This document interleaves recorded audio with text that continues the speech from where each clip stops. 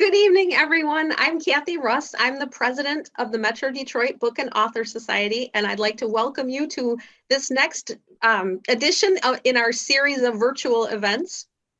Your support of these events allows us to continue our mission of promoting books, authors, and literacy.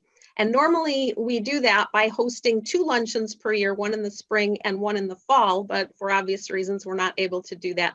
So I'd really like to thank Mary and all of our authors who have been with us so far in our series, and for all of you for joining us, because your ticket purchase helps us to continue to give grants to libraries and other literacy organizations. I would also like to thank our partner, Pages Bookstore, for helping us out with the book sales. And we at Metro Detroit Book and Author Society really want to encourage you to support your local independent bookseller. It's so important, and it's the holiday season. So if you're thinking about giving any books as a gift, just please consider and keep your local independent bookstore in mind. It's just so important. So I would like to welcome our guest, Mary Norris, the comma queen. And she's a YouTube star with video clips about grammar and punctuation. So if you ever have a question about use who or whom or how to use a semicolon, you should check these out because they're short, they're funny, they're great, and you won't feel dumb or embarrassed.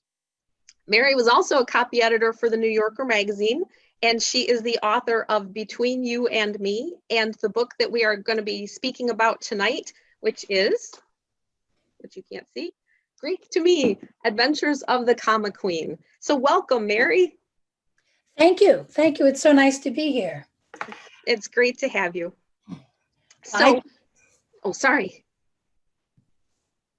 Were you going to say anything else? I was just going to tell our audience.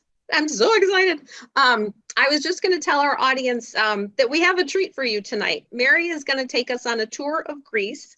And when we come back here to our regular Zoom lives, we will take your questions. So we have disabled the chat feature on Zoom. So we invite you to ask your questions via the Q&A feature. And you can ask them throughout the presentation. And we will, when we come back, we will chat a little bit, Mary and I, and then we will take your questions. We'll try to get to them all. And so, you know, plenty of opportunity to do that. So with that, I will turn it over to Mary. Okay, well, thank you. Thank you so much, Cathy, and to the Metro Detroit Book and Author Society for having me. And I just was a little alarmed a moment ago because I got this message saying my internet connection was unstable. So I hope that we will be able, I hope that I don't freeze in place, which does happen sometimes. So I am going to share with you some slides, mostly pictures that I took in Greece. And, you know, the good thing about, well, there's nothing good about the pandemic, but one thing about meeting on Zoom instead of on a cruise ship in the Mediterranean is that you have more ability to go a lot of different places. You can overcome the time-space barrier. So that is, having said that, we're going to skip all over Greece, and bear with me while I share my screen and find what I want to show you tonight, which is this slideshow, which I'm going to play from the start with, forgive me, the self-promotion.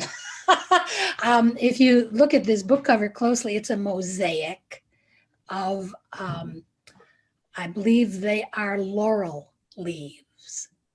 And it was inspired by passages of the book that are, in fact, about mosaics. So here is a map of Greece, and I'm going to try to give you an idea of various places that we can go. Over here on the west coast of Greece, I've been to the island of Corfu. I've also been to the island of Kefalonia. These are in the Ionian Sea. And it's not named here on the map, but Ithaca is over here in the Ionian off Kefalonia, I believe. So then we can go down through the Peloponnese. This is the big peninsula of Greece, and off of it are 3 smaller peninsulas. And this middle one is known as the Mani. You can tell by the shading that it's very mountainous. And we're going to be coming back here for some of the pictures.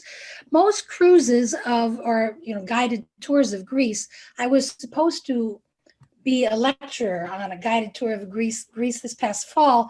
And of course that had to be canceled. And that tour was going to go, I believe, to the typical tourist places, which are Santorini. It would start in Piraeus and go to Santorini, and then Crete, which is not on the map. It's a big southerly island it is down here. And then I was excited about this. We were going to go over to Rhodes.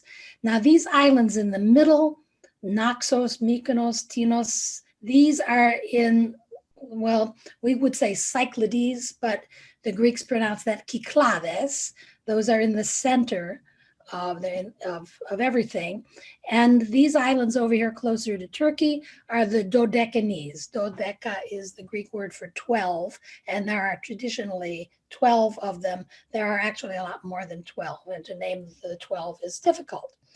Now you can see I have been to Rhodes, and up here through Samos, Chios, and Lesvos, and it's above Lesvos, this place called Çanakkale in Turkey on the coast of Asia Minor. That is the site associated with ancient Troy, where Schliemann dug and found relics of ancient Troy. And then you can go around somehow over to Istanbul up here. If you're very lucky, you can get a ship. I arrived in Istanbul by bus, unfortunately. And it's a fascinating place. That was a Greek city. It was the center of Greece under Constantine, the city of Constantine, for hundreds of years. And then you can go back west toward the city of Thessaloniki, which is the second city of Greece. It's a university town and very lovely. And up here too, you have 3 peninsulas hanging off of the coast. The first one, Halkidiki, is a wonderful beach place. And I'm not sure whether it's the second or third is Mount Athos, where no women are allowed. It's for monks only, for Orthodox monks. And then we come back down through mainland Greece to Athens, which is, of course, the most important place. And from there, you can make day trips. There's one you can make to Delphi, which is particularly interesting. So because we can go anywhere we want, we're going to go straight to one of the beautiful spots. This is Patmos. And it's a picture I took of the sea. I mean, how could you look at that sea and not want to capture it somehow? Those shades of blue and the ripples and the smooth parts and the distant islands. I took this picture from a goat path, actually, that I got on accidentally, but I had no regrets once I found myself on the goat path, because look what I got to see. So Patmos has no classical sites on it. It has only biblical sites and their New Testament sites.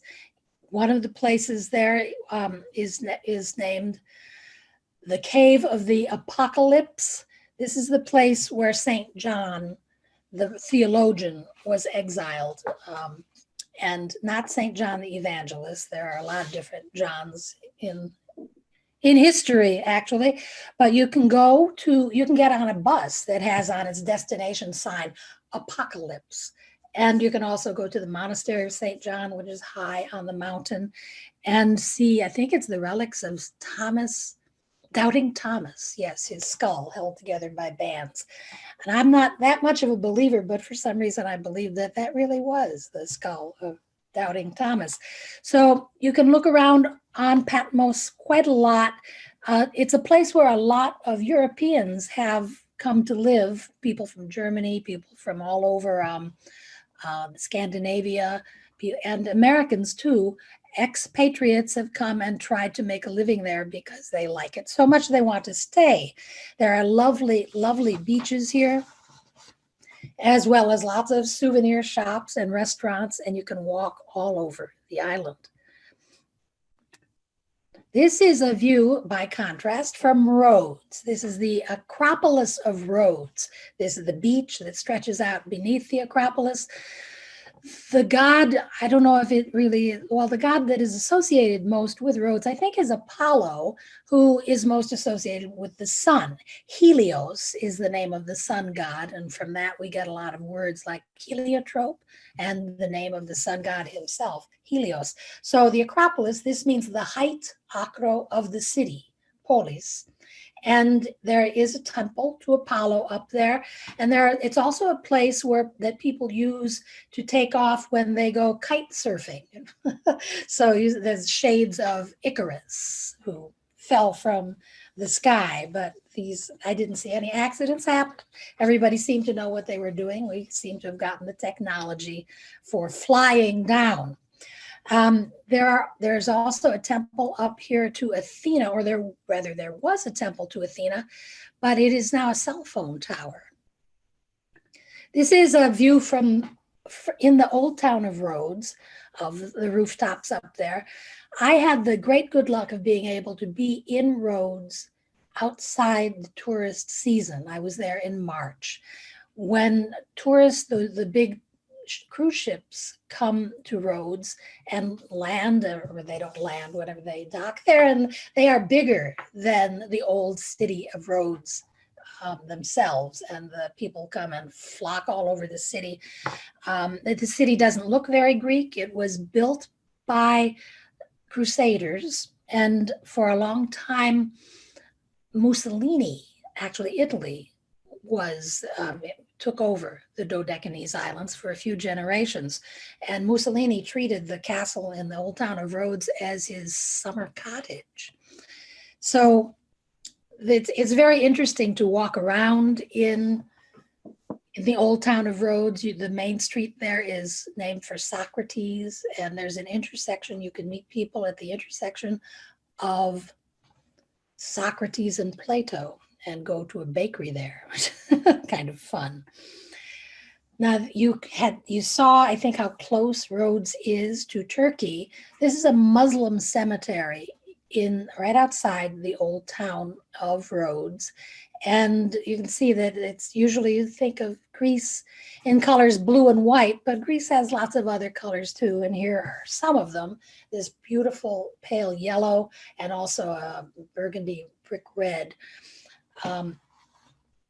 The Turks and the Greeks, the governments have, of course, been at war for centuries, but individual Greeks and Turks go back and forth quite a lot. You know, the government is not the people.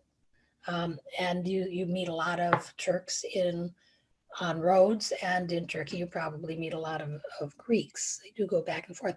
But right outside this Muslim cemetery is the home of Lawrence Durrell, who was a wonderful writer and lived on Corfu and on Cyprus and in Rhodes, and he wrote books about all three of these places.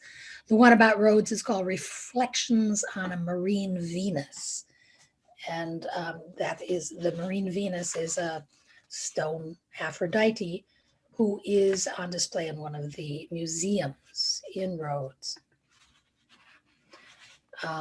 Now, it's not a trip to Greece unless you get on a ferry and go somewhere. And I never feel happier than when I'm on a ship in the Aegean. So I don't know, this was a ship I was not on, but I was on some ship when I took a picture of it.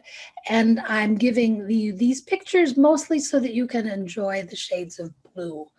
Whenever I'm in Greece, I tend to look down and just take a picture of whatever shades of blue are there. It was while I was on a ship in the Aegean that I realized what Homer meant with the epithet wine dark sea. It's not the color of wine that he was talking about. You know, I think of purple when I think of wine, I think of grapes. But what he meant, I believe, was that the sea has the quality of wine. That is, it draws you in, it attracts you, and it kind of mesmerizes you. That's certainly what has happened to me with the sea, the Aegean Sea around Greece. So we're going to go to the island of Paros. Paros, P-A-R-O-S, is one of the islands in the Cyclades, the Cyclades. The ferry comes into the town of Parikia, and this is very typical of a Greek island and travel on a Greek island. The ferries come into a deep port, in this Parikia, in the case of Paros, and then you take a bus or a taxi to one of the smaller harbors that can't accommodate a huge ferry, but where the locals keep their boats and where there are yachts docked. So this is Nausa, and there are restaurants there right along in the back here where you can have a meal and you can practically put your feet in the water. Paros is very beautiful and also modern. There are a lot of expats there from Britain, and the place is completely wired, no problem getting Wi-Fi on Paros. If you want someplace a little quieter and simpler, you can get a ferry from yet another harbor to the next place I'm trying to go to. This is Antiparos. Anti is a Greek prefix meaning opposite, and Antiparos is an island, smaller, opposite Paros, Antiparos. It's a lot simpler and a lot smaller.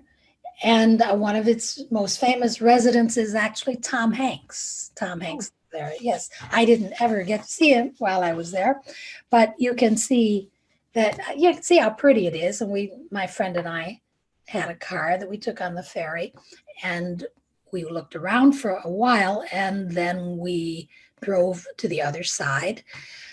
So we wanted the most remote place that we could get, I suppose. So from Antiparos, the far side of Antiparos, we hired a boat, and the owner of the boat took us to this island, which is called Despotiko, and it's uninhabited. There is an archaeological site there, but the thing to do is to get off the boat, take a swim, have a picnic, do snorkeling, and when you've had enough, you call the boat owner, and he comes and he takes you back.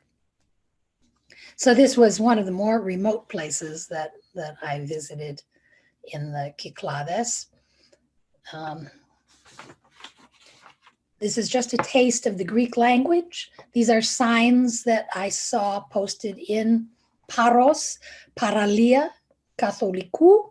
Paralia is the Greek for beach. And this is not a beach for Catholics. This is Katholiko in the old sense of the Greek, meaning universal. So the Catholic beach actually means the public beach. Anyone can go here. And we can also go to the lighthouse. Pharos is the Greek word for lighthouse. I think it's also the Italian, we'd say Faro, F-A-R-O. And that's a wonderful place to go because, of course, you get this wonderful view. They don't let you take pictures up there, though, so I don't have any of those. I'm going to move through the next pictures because these are scenes of typical Greek things. And again, I use the word typical in the sense, in its original sense, it's a perfect type. It's the essence, typical Greece. And it's very typical of Greece to see blue painted doors, all different shades of blue. And this plant outside this particular house is an oleander, I believe. And also, you also see a lot of oleanders in Greece. And this is a typical taverna, right on the sea. This was obviously before I figured out that I should try to keep my camera, my image horizontal, even with the horizon.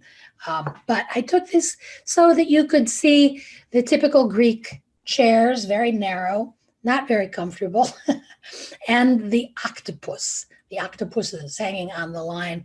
This is a sign, if nothing else, that the restaurant is open. They're ready to serve you an octopus. I don't eat octopus so much anymore because I have read about how smart they are, and I feel guilty when I eat octopus. The word octopus in English comes right from the Greek, octo for 8, and podia. Podia is the Greek, and podia are feet or legs. The podiatrist is an example of a word that comes from the Greek, podia, and iatrist is healer. So there we are, right on the sea, and we can order a glass of ouzo, and if we like, some grilled octopus. This same cafe can be seen just about anywhere in Greece, or one very much like it. This is a friend I made on Patmos. Donkeys and mules in Greece have been replaced as pack animals by motor scooters, and I bet they're happy about it. This one was tethered somewhere and came over to say hi. They cut the grass. They're really mowers of lawns in Greece now. And they make, the first time I ever heard a donkey, I didn't know what it was. It sounded like a creaky door hinge to me. You see the word, the onomatopoeia for it in English is hee-haw, but it didn't sound anything like hee-haw. It sounded more like, it's, the syllables are reversed and it's spoken on the inhale instead of on the exhale. At least that's how it sounded to me, but I'm very fond of the donkeys of Greece. I thought I'd show you a quick selection of some of the flora of Greece. This gorse or broom was growing wild in roads in March, and it smelled wonderful. I had read about gorse and broom in English novels and never knew what it was, but somehow I knew exactly what this was as soon as I saw it. The Greek word for it escapes me.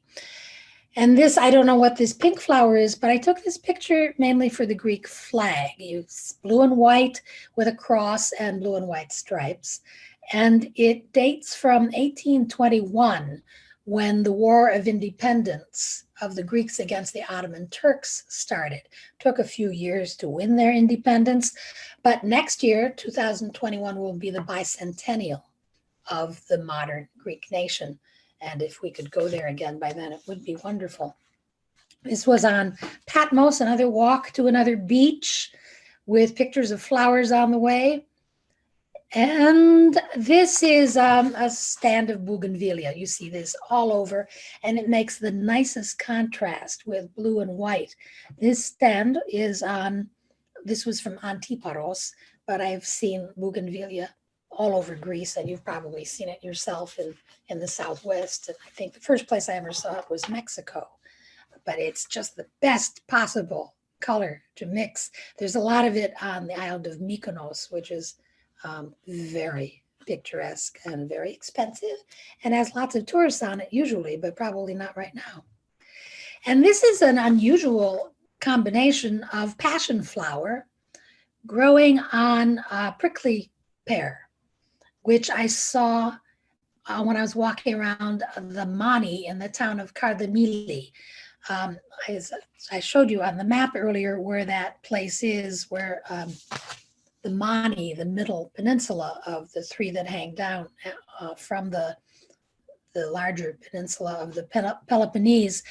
Kardamili is near Kalamata, which is the place where the big purple olives come from that are so delicious. And Kardamili it was famous in ancient times. It was in Homer. It was the city promised to Achilles by Agamemnon in exchange for having taken his war bride. And it is now famous for being the home of Patrick Leigh Fermor. Leigh Fermor was a British travel writer and a wonderful one. He kind of really transcends the term travel writer. His most famous books about Greece are Mani, for this peninsula. It's very remote, and there are still blood feuds going on between families there, and they live in these very high castles because to keep anyone from scaling them, and they just have places up at the top that they can shoot out of. There's a lot of stone, and all of the homes there are built of the local stone, so they have a wonderful effect of having grown out of the land themselves, out of the rocky places. Patrick Lee Firmer also wrote a book called A Time of Gifts. He's someone who was all over Europe, and if he picked Kardamili to live there, you can be sure that it's one of the most beautiful places in Greece. I usually think I want to go to an island, but Kardamili was a very special place with beautiful coast and beautiful colors of water itself. Now we're on to Athens, where we should go first. And this scene, I thought I had taken this from an airplane, but then I looked in the foreground and it's from the Acropolis that I took this picture. This is a view from the Acropolis. The houses here, the nearest ones are the center of Athens, and you can see there's a church dome out here. And then there's a wide band of forest before the suburbs begin, and they climb up the hills and they go as far as the sea, which you can see there. That must be near Piraeus. So you can see that the city is very condensed. It's very crowded. There, it's like, in a sense, I suppose, like New York City, in that there's very little wasted space there. The buildings tend to be 4 to 6 stories, and they all have balconies, and they all have antennas sticking out of their roofs and little hot water heaters on them. And to me, it looks like a mosaic itself in pale colors, lots of white and gray, and that deep green. So if we want now to go, well, this is the Temple of Hephaestus. It's not on the Acropolis, but a beautiful, well-preserved temple. And for some reason, I couldn't find out why, it's surrounded by tortoises. A lot of turtles live there. So you can go and walk around it and visit with all the turtles if you want.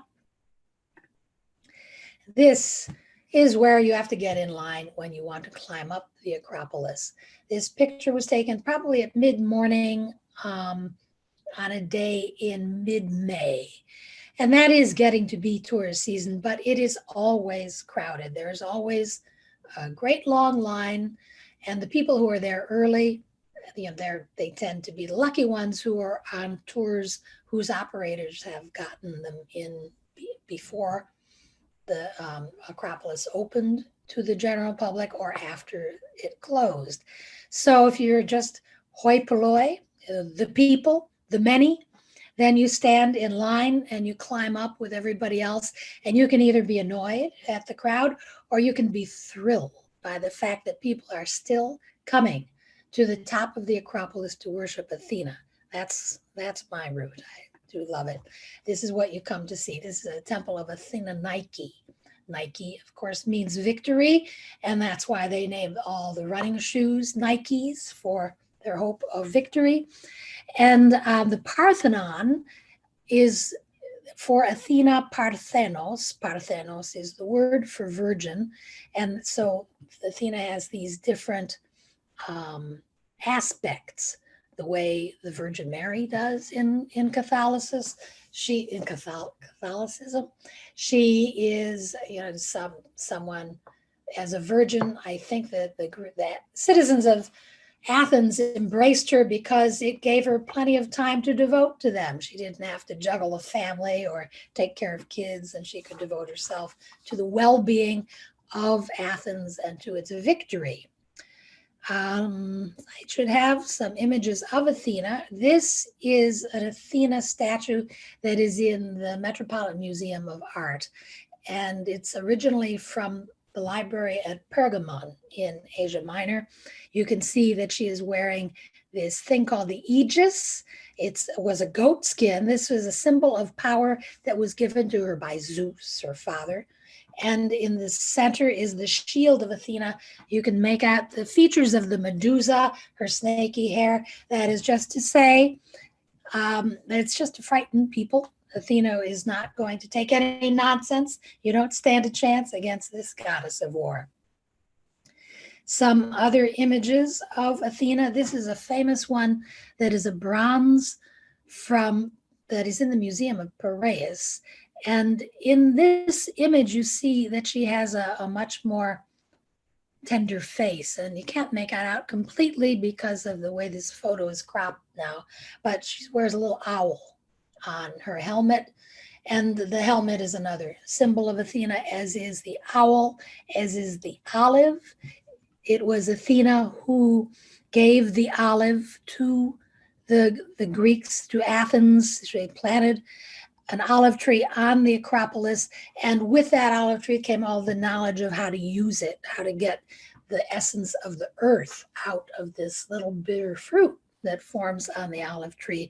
And they used it for light, they used it for salads, they used it as ointment on their bodies, and they ate the olives themselves. So Athena was like good for using your resources to the best of your ability. She was also the goddess of some of the domestic arts like weaving. And that is another thing that shows that that Athena was one of the gods who cared about mortals. She actually cared about the welfare of Odysseus in particular. This image of Athena is from Delos. That is the uninhabited island sacred to Apollo that you can reach from ferry by Mykonos, but you can't spend the night there.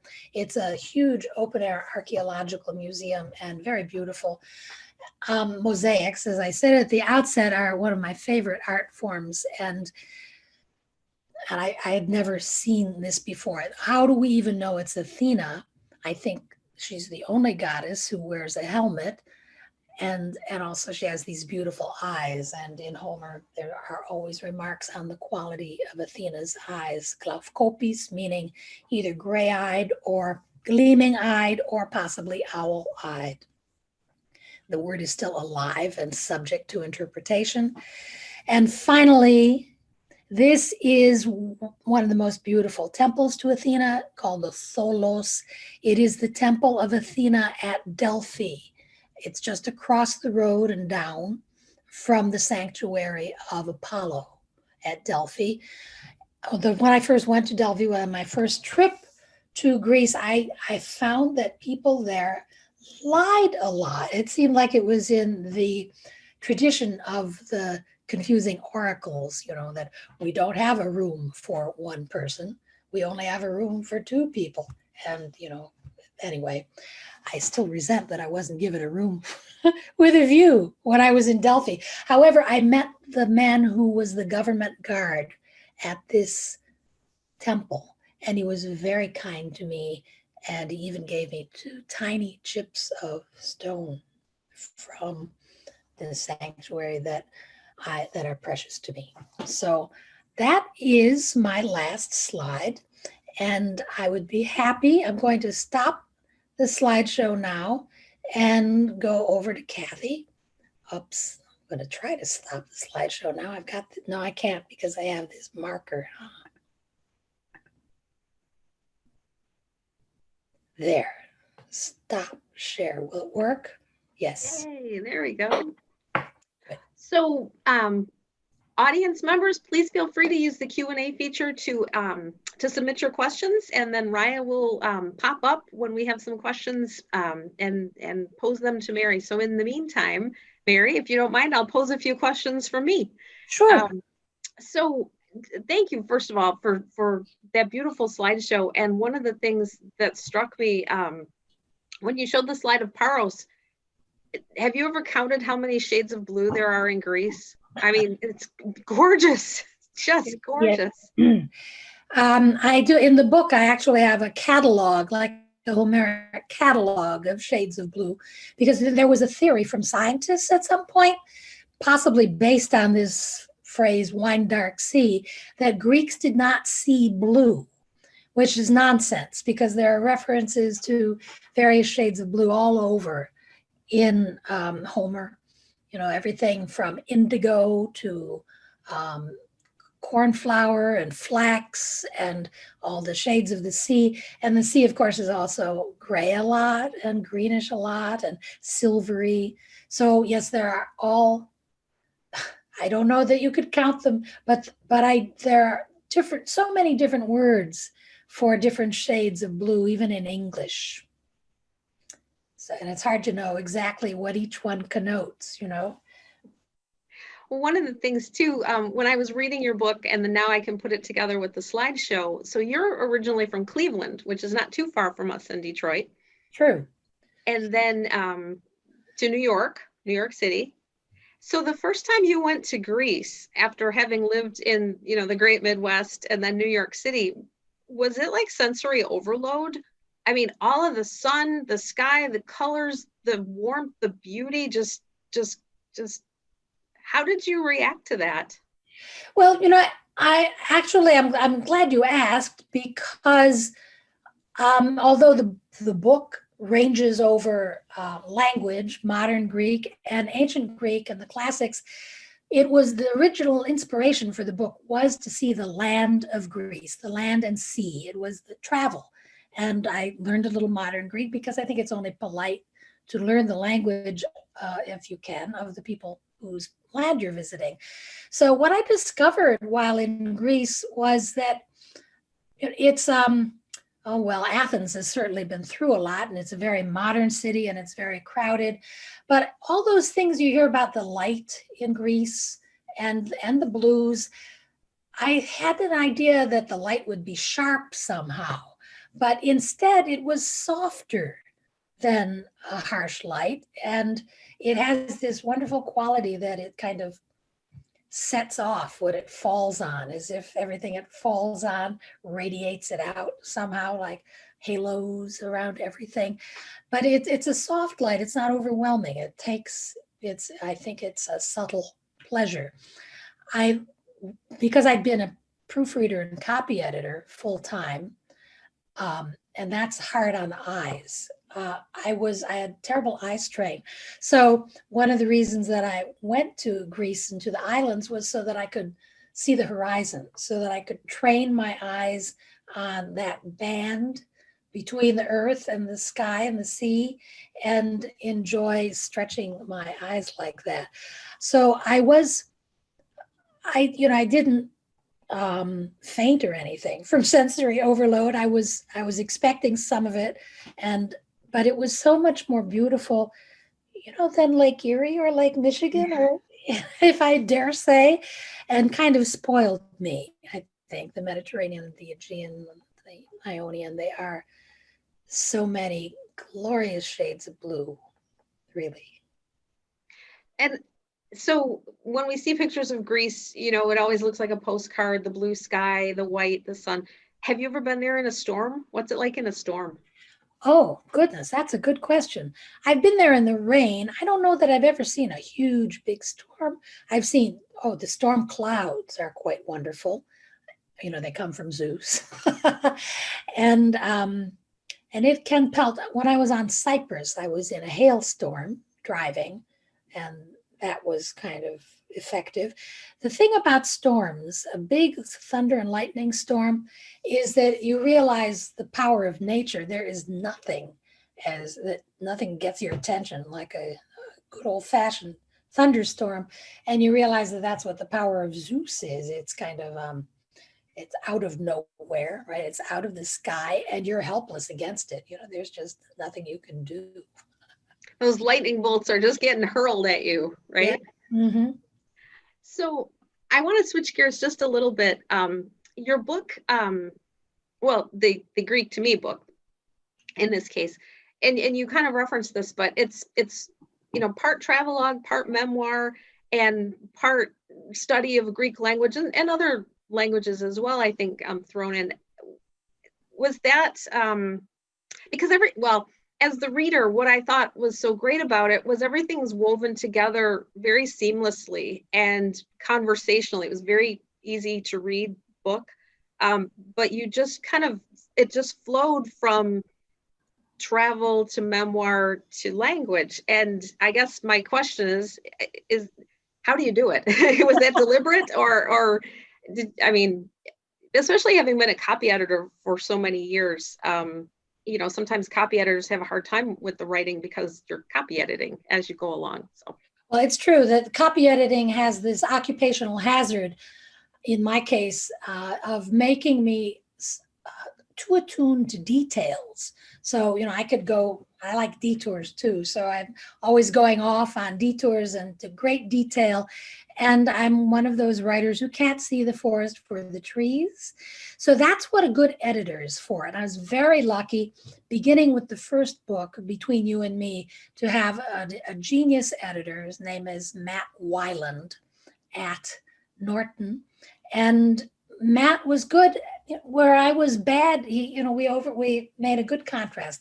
I was good on details, and was just a genius at the big picture. And it was Matt who kept saying we need to get a balance between these things. In the case of the grammar book, Between You and Me, it was a balance between grammar, instruction in grammar, my history at the New Yorker, and also the institutional history of the New Yorker. We didn't want it to be a New Yorker memoir. We wanted it to be more of a style and usage guide, but we didn't want it to be a straight style and usage guide. We wanted it, to have more personality, meaning style. But I would always, say, well, they want more me, and I'd give them way too much me. So then a lot of that stuff would have to be cut. And in the case of the Greek book, it worked pretty much the same way. It was not written seamlessly. I'm glad it seems seamless, but we were always trying to find the balance between my personal experience, travel, etymology, mythology, and trying to, get people to see that they could do this too. I always feel like anything I can do, others can do too. So, you can certainly go to Greece. I was determined that people would learn a little Greek in this book, but very gently, so that there'd be the English word, maybe the Greek word transliterated, and then later on I'd try to slip in the actual Greek and see if people would react like, what is this? Or if they would say, oh, I can almost read that word. So that's what I was hoping for. But my editor again kept saying, you are not going to teach anyone Greek. Oh, well, I tried. So I think we have some questions. So if Raya's around, Raya, do you want to ask some questions of Mary? Yeah, we have some great questions here in the Q&A. So I'll just remind all of you that you can get in on the Q&A action too. There's a button in your lower toolbar that says Q&A. It has some little thought bubble icons. And if you would like me to unmute you so that you can ask the question, we're trying that out. Just put a little asterisk next to your question so I know that instead of me reading it, you would like to read it yourself or to say hi to Mary. I'm just going to go in order of how they came in. And we're going to start with Midge. Hey, Midge. How much of the tradition of Zorba the Greek, if any, is evident in modern Greek society? Oh, well, there is certainly the spirit of Zorba is there for sure.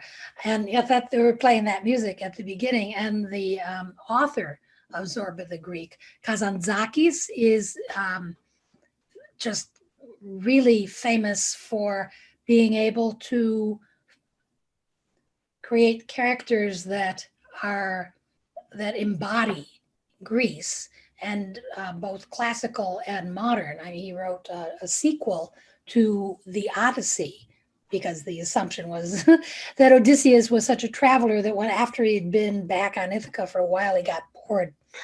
He got back out on a boat and went again, and Kazantzakis made more adventures for him.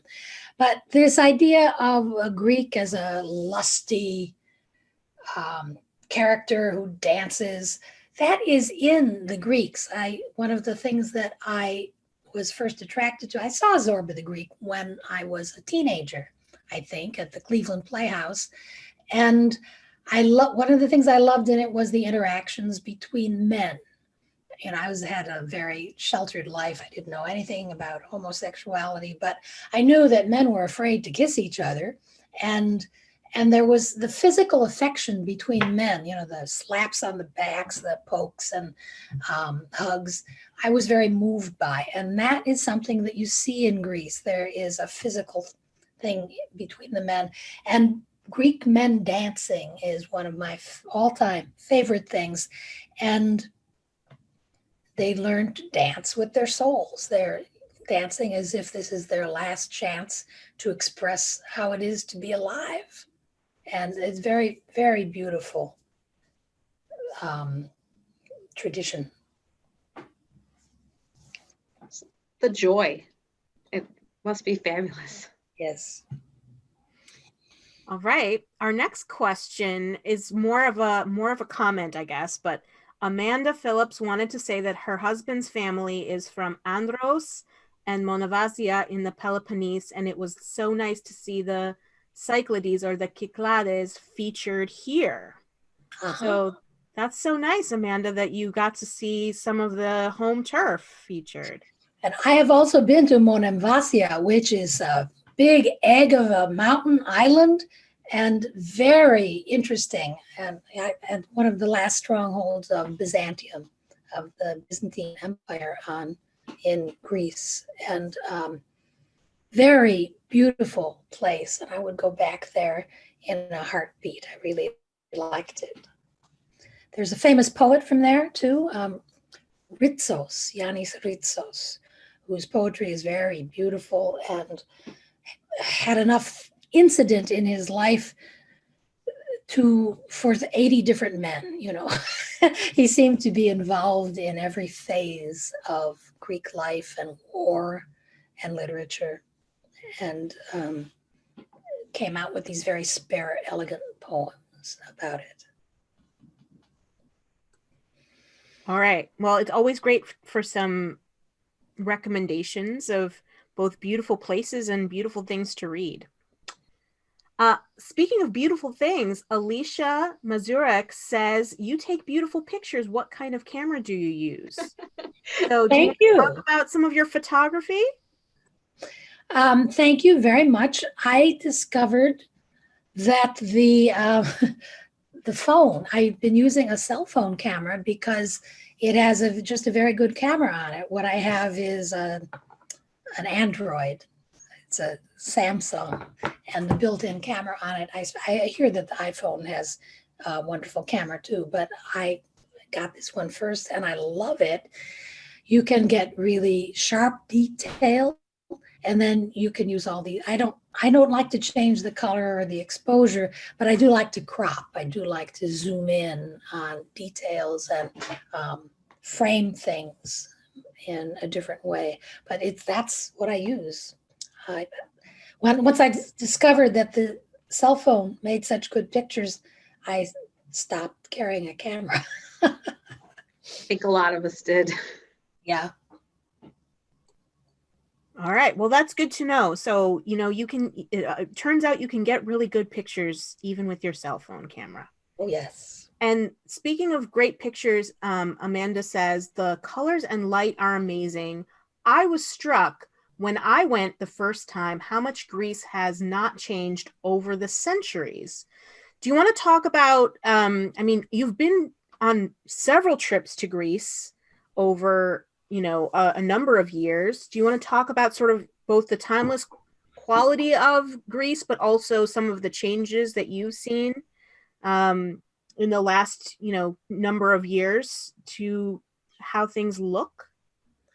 Well, I could start by saying about Athens that because Athens is an ancient city, I kind of expected it not to change from trip to trip, surely. So my very first map of Athens from 1983, I kept taking back with me 20 years later. And guess what? It does change. It's a very dynamic city. It had a different airport, which they built for the Olympics in, was it 2000? Oh, yeah. Yeah, so a lot in Athens changed around the Olympics. The metro, they have a wonderful subway system, the Metropolitana. And of course, it took them a long time to build because they kept digging up beautiful, you know, old things and would have to stop digging and have all of the artifacts assessed. And so it took a very long time to get that metro system up and running. But then there are the things that don't change, of course, are the natural things. They're, you know, this is what I just so admire about Greece. They have a lot of stones. And they make temples out of them. They use the stones and in a way that enhances the landscape, and the landscape enhances them. So those things, of course, have not changed for centuries, but they don't look like they used to. Apparently, in ancient times, the Parthenon was painted in a lot of bright colors because the Greeks used anything available, any art form, any kind of paint or sculpting tools. They used whatever they could. So there are traces of color on them, of blues and greens and reds, and of gilding, of gold leaf and ivory. And we're used to seeing them all pure like that. I believe the ones that went to the British Museum were sanded down so that they would be whiter and more gleaming. And there are books. Chromaticism in ancient art is hard to accept. We don't like it. We don't like the garishness. We think that the pure white marble is what is most beautiful. But it was different then, and now we like, oh well, there's nothing more beautiful than that warm marble and all of the markings that you see in it. But the landscape, I think, I'm sure that there are things that have changed. There's a big old highway that's cut through parts of mainland Greece, from Athens to Corinth and then beyond. But there are also still beautiful olive groves. And last time I was there were dolphins that leapt in the sea. And the view of the distant islands when you're on one doesn't change. The sheep, the things that people keep, the tinkle of the sheep's bells, and the mulberry trees. And now I could wax pretty poetic about this, I guess, but the colors that are described in Homer are still, that sea, they're still there. I was talking briefly about the scenery from Kardamili, and that is a place where the Mount Taygetos there's a lot of pines and cypress trees on it. And I think it's that deep green when it hits what is reflected in the sea that makes this beautiful shade that has equal parts blue, gray, and green in it, all deep saturated shades, and that I can never take my eyes off of when I go there. I just look and eat olives. Well, I'm glad you talked about eating olives, because Amanda also had a question about food, which is so central to life in Greece, and wants to know, what is your favorite food? Or if you can't pick just one, then maybe a few. Well, I love a glass of ouzo and the ritual that surrounds it. You take just a glass of ouzo and add ice to it and then a little water and it turns milky. And they always serve a little, what they call mezevakia. Meze are, we might translate it as tidbits, little appetizers that, olives, little cubes of feta cheese, dipping things. Not, they don't, the Italians now dip bread in olive oil, but I don't believe that the Greeks are doing that. But one of my favorite foods is a cheese pie, tiropita. It, the feta cheese and the layers of phyllo dough that go into it it makes a really nice lunch, or you can have just a teeny one. And also the salad, the koriatiki salata, which the Greek salad gets kind of a bad name in the States because it's not made the way the Greeks make salad. The word comes from kora, I think, which means village. And the idea of this salad is that it's made of whatever you happen to have in your garden. So the base is tomatoes and cucumbers and some green peppers, and then some nice big fat Kalamata olives if you have them, feta cheese, and oregano sprinkled on top, and dressed very simply with olive oil and maybe, You don't even need it, but a squirt of lemon. Some people like to put anchovies on it, and that you can put parsley in it. You can put anything you want in it. The Greeks do not eat basil. The Greeks use basil for religious purposes. They use the Greek priest will use a bunch of basil to dip in the holy water and sprinkle on the crowd. I guess it's too holy to eat.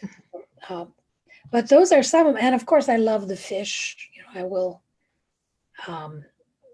shrimp in various styles that the different islands have developed. And the local Greek wines. It's another thing. The Greeks invented wine, and the Italians and the French kind of took over from there, but there are still excellent Greek wines that get ignored.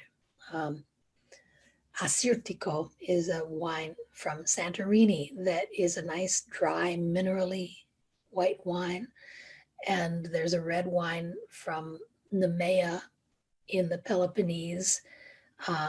Iorgitikos is named after St. George, but Nemea is where Heracles conquered whatever he did, hunt down and kill the Nemean lion, and that's where he got his lion skin that he always wore. One of the things I appreciated about your book is now I feel like I have a sense on how to actually pronounce some of these words, because I realized that because I took much to my dad's dismay, I took a lot of mythology classes in college, and the way that I pronounce things in my head is not the way that they are pronounced. So we don't have a lot of time left, but I think we have time for a couple more questions. And I wanted to ask you, Mary, you've been to Greece by yourself and with friends. Do you have any advice for a solo traveler? Any tips that you've learned over the years traveling by yourself that you think is important for somebody who maybe wanting to go, but is a little bit scared to go by themselves? Well, I don't think that anybody needs to be afraid to go. Probably the thing that was hardest for me is that when you're by yourself, people like to tell you where to go. They like to give you a lot of advice and suggestions, and you have to have the courage. Well, what I finally learned was you let them talk as much as they want, and then you do what you wanted to do in the first place. That's the way to go. I don't think that it is dangerous. Certainly the islands, there's very little crime on the islands. We have had examples of violence in Athens, I think, not unusual in a big city where there are poor people and where they have been taxed the way the Greeks have been, between the corruption in their own government and then the influx of all of the refugees from the Middle East. There's a lot of pressure on Greece right now. But again,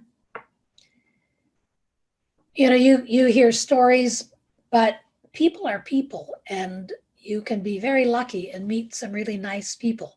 You can have some bad luck and meet some kind of stupid people. And one thing that you have to be careful of is that the Greeks there is a type of cleverness that the Greeks admire, and it's cheating people sometimes. There's that's actually in the mythology too. The god Hermes, the god of the traveling god, he's also the god of shopkeepers, and I think he's the god of thieves. And all I'm saying is that they have their tricks. If you see something in a souvenir shop and it has a little sticker on it that says the price and you like it, by the time that you get to the register, somebody has whipped off that little tag and will charge you. You say, I thought that was only €8, and suddenly it's 16, and you have no way to prove it, So you have to be a little careful, because people will squeeze as much money out of you as they can, frankly, but it's still not that much. I don't know if that's unique to Greece, though, honestly. There's that, yes. But, I don't think you need to, women traveling alone, I don't think you have to worry about. Nobody's going to make you do anything or go anywhere that you don't want to. Right. I don't want to, I didn't mean to interrupt questions. Do we have any more questions? Well, we have just a couple of people talking about Retsina. Oh, Retsina. So a favorite wine and wanting to know about, do you like it? Retsina, as you know, is taste to some people like turpentine. Supposedly because it's been stored in barrels made of pine, and the rosin is the word that we have that's close to Retsina. But in fact, it turns out that the flavor is added to the wine, and Greeks like it. And I like it too. It's just that once you start drinking Retsina, you have to stick to Retsina. Otherwise, you feel really bad the next day. But if you just drink Retsina, it's fine. And there are some good brands of it available. And the New York Times once did a whole piece on Retsina. Then there are people who point out that an anagram of Retsina is nastier. But Retsina has a bad reputation, but it's better than most people think it is. And I do like it.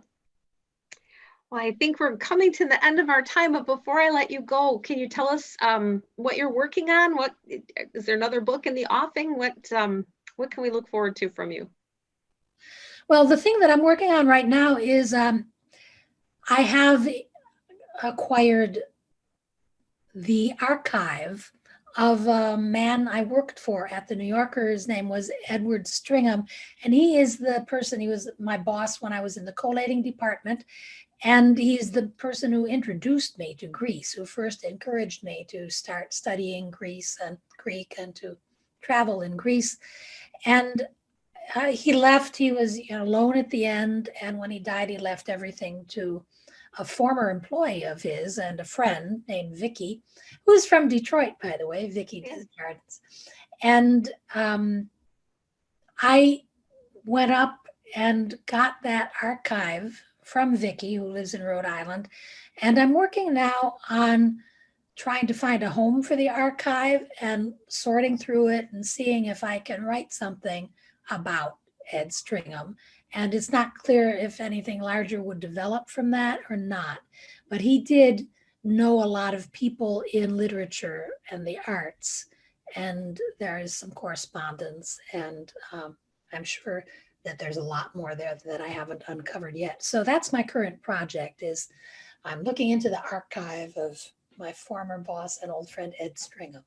Well, and he appears in Greek to me, and the way that you described him, I mean, and I think you even referred to, as a character. I mean, he definitely had his own style and manner of doing things, and didn't, like he stayed up all night and just kind of hung out there, and just I pictured him across almost, I'm sorry, I hope this isn't, but like J. Jonah Jameson from Spider, like just that wise, kind of grizzled, cool guy dispensing advice and taking the newbie under his wing and encouraging you. He seemed like a good guy. Very encouraging. He had been at Columbia up in the Upper West Side in the 40s and 50s when Jack Kerouac was hanging up there. So he was an old beat. But instead of going crazy like the Beats and going cross country in cars, he got a job at the New Yorker and started reading. He tried to read everything in the Western canon in a very systematic way. He's an amazing man, actually. One of the things I have, my book, Between You and Me, is being translated into Japanese. And it was interesting, they wanted to put subheads between the chapters to help the Japanese readers. And one of the subheads was The Holy Land of Weirdos. Is that New York City? I think it's the New Yorker, actually. And I think that's going to be the working title of my next book, The Holy Land of Weirdos.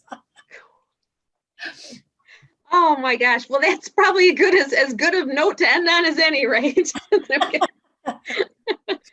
So Mary, I want to thank you so much on behalf of the Metro Detroit Book and Author Society Board and our audience members. Thank you so much. And audience, if you haven't read Greek to Me, you really need to read it. It's fun. It's beautiful.